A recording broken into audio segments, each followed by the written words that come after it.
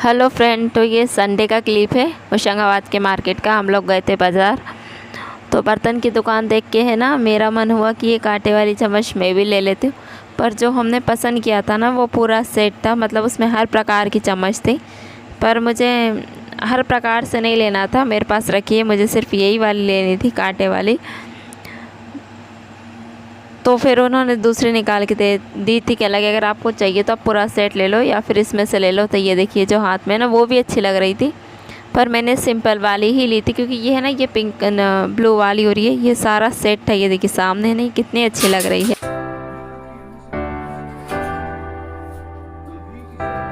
ये देख छः से कांटे वाली स्पून लिए,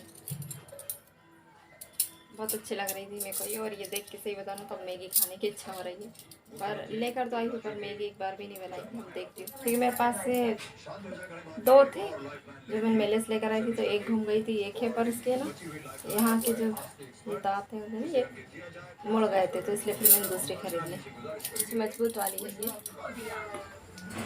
और ये मेरी मंगलवार की क्लिप है। तो मैंने बनाई है परमल की सब्ज़ी और सलाद बनाया, टमाटर, ककड़ी और प्याज मिला के। इसमें सिर्फ थोड़ा सा नमक ऐड करना बाकी, मैंने काट के रख लिया। नमक मैं खाते समय ऐड करूँ क्योंकि पहले से मिला दो ना तो नमक पानी छोड़ देता है और ये गीला गीला हो जाता है। और एक साइड में गंजी में चावल बना रही हूँ, दूसरी साइड सब्ज़ी। तो ये देखिए चावल मेरे कितने अच्छे हो चुके हैं ना। वैसे तो मैं गंजी में कम बनाती हूँ, अधिकतर कुकर में बनाती हूँ, क्योंकि जब भी दाल बनाते तो फिर उसके साथ हम चावल बनाते तो फिर मैं कुकर में ही बना लेती हूँ। सोचते कौन गंजी भी मतलब बिगाड़े, पर कड़ी या फिर ऐसे कुछ सब्ज़ी वगैरह के साथ बनाना होता है तो मैं गंजी में ही बना लेती हूँ। तो मैंने पानी निकाल के बनाया बफा के। तो ये देखिए चावल मेरे एकदम परफेक्ट हो चुके हैं, बस थोड़ी देर की कसर थी, तो मैंने दबा के और थोड़ी देर मध्य आँच पे बिल्कुल छोड़ दिए थे ताकि ये और अच्छे से हो जाए। और दूसरी साइड है तो दिखाती हूँ, ये देखिए सब्ज़ी भी मेरी कितनी अच्छी हो बन गई है ना। तो ये परमल की सब्ज़ी है और चावल भी मेरे हो चुके हैं। चावल मेरे हो गए, बस चावल हो गए, बस थोड़े से कच्चे रहे हैं तो वो हो जाएंगे। ये देखिए लगभग हो ही गए, सब्ज़ी भी हो गई। ये सीमेंट के टीन है जो घर पे डाले, तो एक साइड के टूट गए थे, तो ये देखिए दूसरे साइड का भी थोड़ा सा टूट गया है। ईंट रखी थी इसके नीचे और वो समझ नहीं पड़ा, सरकाने में टूट गया। और ये देखिए धीरे धीरे ना पूरे टीन खोल दिए हैं। तो कम से कम क्या है कि हटा के और कर लेंगे। वैसे तो मैंने इनसे बोला था किसी को लगवा लो साथ में, पर उन्होंने किसी को नहीं लगवाया, कहने लगे मैं अकेला ही कर लूँगा। तो फिर धीरे धीरे करके है ना सारे टीन सरका लेंगे। और सुबह का टाइम है तो सुबह के टाइम तो ऐसे कि आराम से काम हो जाता है। और ये देखिए यहाँ का है ना टीन टूटा था, और ये जो पानी गिरता था ना तो यहाँ से बर्तन के यहाँ से अंदर नीचे पूरा पानी इकट्ठा हो जाता था, और रात में मुझे उठा भर भर के फेंकना पड़ता था अगर ज़्यादा बारिश होती थी तो इसलिए वो टीन करवाना बहुत ज़रूरी था। और वैसे सोचे थे नया ले ले, पर नया टीन सीमेंट का नहीं मिल रहे थे। अब ये है ना ये काफ़ी पुराना टीन है, मतलब हमारे ससुर जी के हाथ के हैं।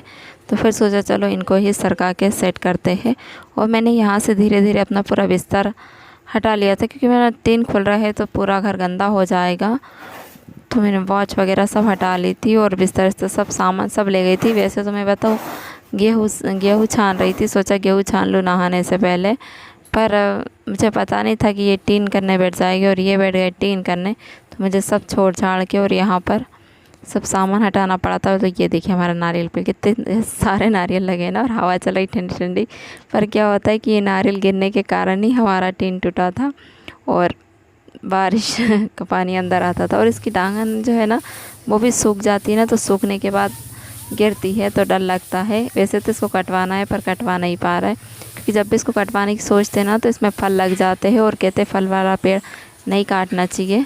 और फिर उसके बाद में इन्होंने टीन हटा दिए थे तो मैं बैठ गई थी खाना बनाने के लिए। पहले मैंने झाड़ू लगाई, फिर सोचा फटाफट रोटी सेक लेती हूँ, क्योंकि हम लोग तो नहीं खाए तो भी चलता है पर जेंट्स लोगों को तो खाना चाहिए ही चाहिए, और साथ में बच्चों को भी। तो मेरे दाल चावल बन गए थे और मैं बैठ गई थी यहाँ पर रोटी सेकने।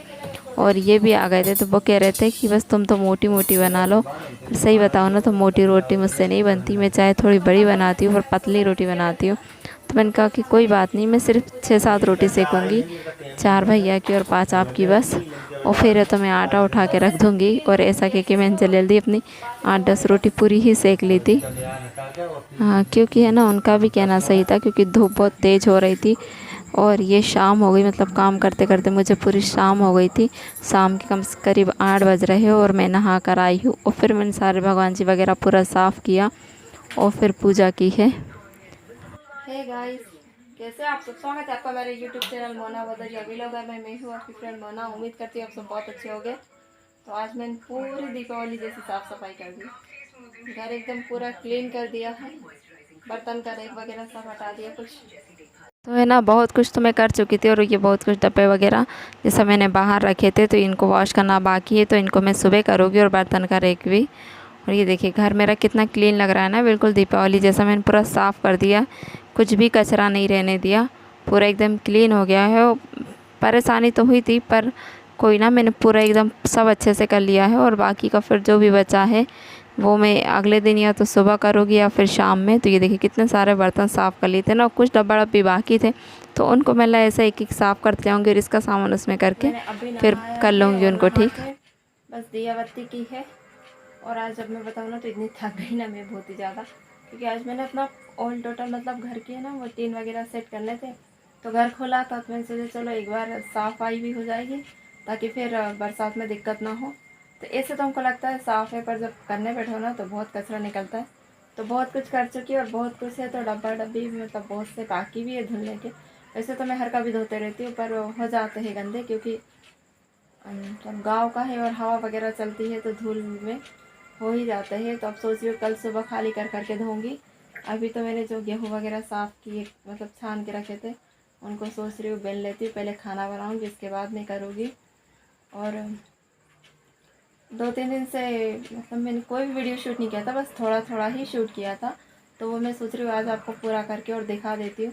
तो हे गाइस, उम्मीद करती हूँ आपको मेरा व्लॉग पसंद आया होगा।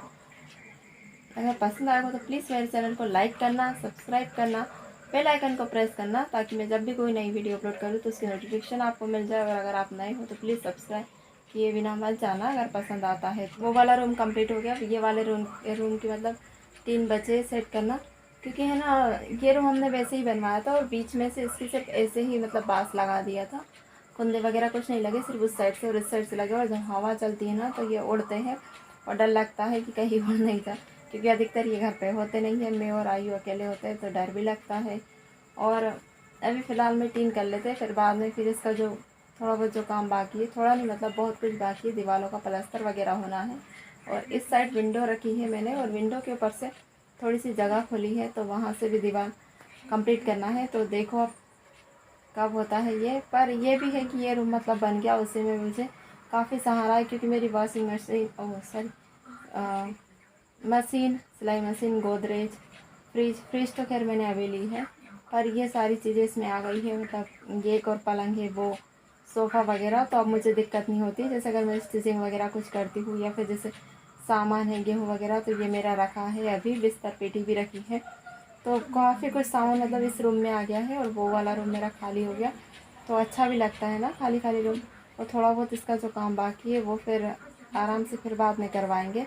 वैसे तो करवाते हैं पर कुछ ऐसी फैमिली प्रॉब्लम आ गई थी तो उसके कारण फिर इसका काम थोड़ा सा रह गया था बीच में से, तो हमने सिर्फ नीचे से ही पक्का करवाए थे।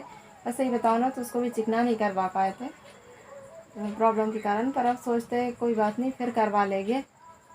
पर वो ये है कि इतना रूम बन गया ना तो उसी से मुझे काफ़ी खुशी है। और फिर बाकी का जो है तो फिर होते रहेगा। तो मुझे इसमें है ना मतलब अलमारी वगैरह बनवानी है सामान रखने के लिए, और उसमें भी सोच रही हूँ कि गैस के स्टैंड के पास से एक पूरी ऊपर तक बनवा लूँगी। तो अब देखो कब बनता है, या फिर उधर किचन बनेगा उस वाले साइड में जब भी करूँगी। तो अब देखते हैं, जब जैसा भी होता। बाय।